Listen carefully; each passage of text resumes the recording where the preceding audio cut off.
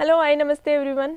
बात है 1910 की। 1910 में इंग्लैंड के एक शहर में एक घर में एक बच्चे का जन्म होता है। यह बालक दूसरों के जैसा नहीं था, दूसरों से काफ़ी अलग था। इसी वजह से बचपन में ही यह विद्यालय में अपने आसपास के पड़ोस में शहर में काफ़ी फेमस हो जाता है, अपनी एक अलग पहचान बना लेता है, क्योंकि जो बच्चे अलग होते हैं वो लोगों की नज़रों से अक्सर छुप नहीं पाते हैं। तो इसी तरीके का कुछ बचपन था इसका सबसे अलग। 18 साल का होते होते इसने यह ब्रिटेन की शाही वायुसेना में इसने एडमिशन ले लिया और एक काफ़ी प्रतिभाशाली पायलट बनता है, जो आसमान में अलग अलग तरीके की कलाबातियाँ कारनामे दिखाता है।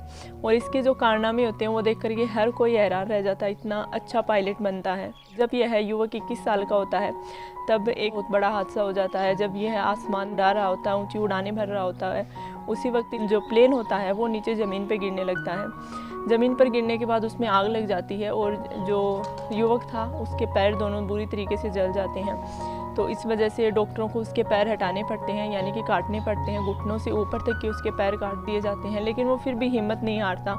उसे कृत्रिम पैर लगाए जाते हैं, जैसे जयपुर फुट होते हैं वैसे ही, जिससे वो चल फिर सकें।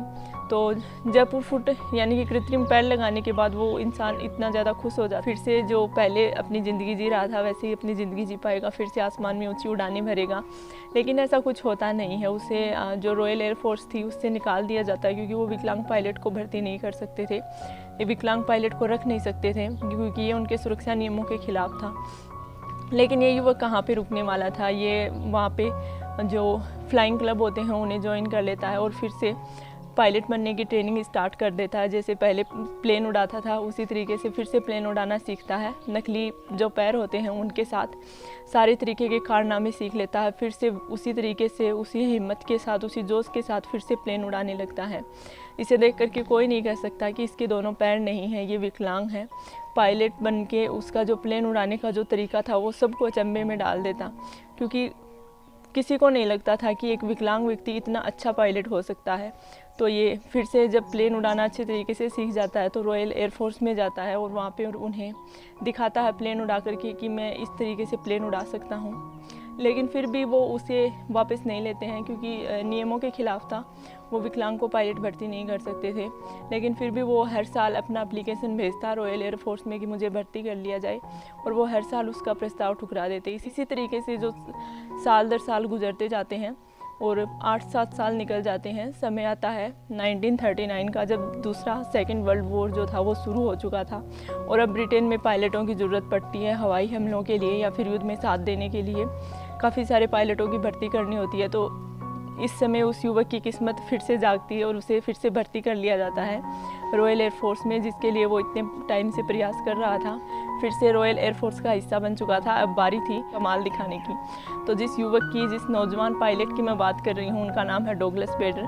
बेडर अब लगभग 30 साल के हो चुके थे और सेकेंड वर्ल्ड वॉर चल रहा था, जिसमें उन्होंने हिस्सा लिया और अपनी जो कारनामे थे आसमान में ऊंची उड़ानें भर करके उन्होंने जर्मनी के कई इलाकों पर, कई ठिकानों पर भारी बमबारी की।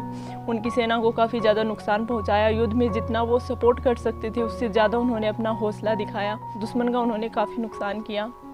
उनकी जो हिम्मत थी वो देख करके जर्मनी का जो नेता हिटलर था वो भी दंग रह गया। लेकिन एक दिन जब वो आसमान थे हवाई हमले कर रहे थे करके वो नीचे बमबारी कर रहे थे, ये सब चल रहा था। लेकिन इसी दौरान नीचे से एक जो तोप होती है वो आकर के उनके प्लेन में लग जाती है, जिस वजह से प्लेन में आग लग जाती है और वो पैराशूट लेकर के नीचे कूद जाते हैं। नीचे कूदने के दौरान जो उनकी नकली टांग होती है वो उनकी एक टांग टूट जाती है और उन्हें गिरफ्तार कर लिया जाता है, क्योंकि वो जर्मनी की जगह थी। तो जर्मनी में उन्हें गिरफ्तार कर लिया जाता है। उनकी जो नकली टांग होती है वो फिर से बाहर से मंगवाई जाती है और उनका पैर सही कर दिया जाता है, लेकिन उन्हें छोड़ा नहीं जाता, कैदी बना करके रख लिया जाता है। 1941 से 1945 तक वो वहीं पे जर्मन की कैद में रहते हैं। जब वो कैद में होते हैं 4 साल तक, तो वो इस दौरान भागने की भी काफ़ी कोशिश करते हैं, लेकिन वो भाग नहीं पाते हैं। 1945 में जब सेकेंड वर्ल्ड वॉर ख़त्म हो जाता है तब उस दौरान फिर से जो युद्ध के कैदी थे उनकी अदला बदली होती है, तो इस दौरान फिर से उनकी देश वापसी होती है। लेकिन अब वो कोई सामान्य पायलट नहीं थे, वो पूरे ब्रिटेन के लिए, इंग्लैंड के लिए एक हीरो बन चुके थे।